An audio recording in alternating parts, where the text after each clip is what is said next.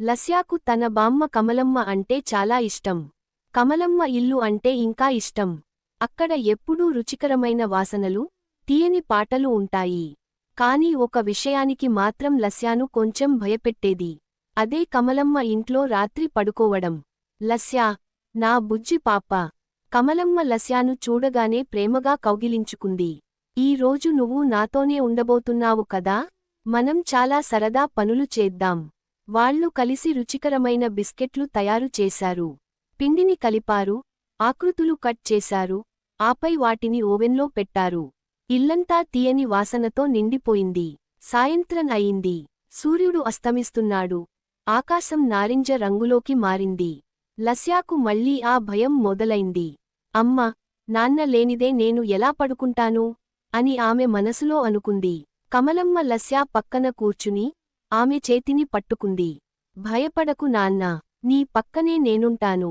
నీకు ఇష్టమైన కథ చెబుతాను.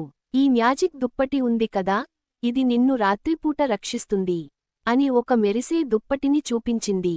లస్యా ఆ మ్యాజిక్ దుప్పటిని కప్పుకుని పడుకుంది. కమలమ్మ ఆమెకు ఇష్టమైన కథ చెప్పింది. కథ వింటూ వింటూ లస్యా కళ్ళు మూసుకుంది.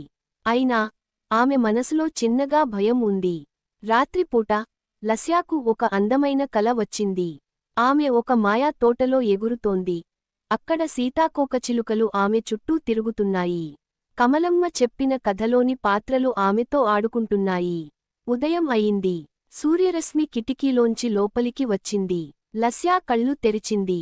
ఆమెకు ఆశ్చర్యంగా అనిపించింది. నేను కమలమ్మ ఇంట్లో బాగా నిద్రపోయాను అని ఆమె సంతోషంగా అనుకుంది.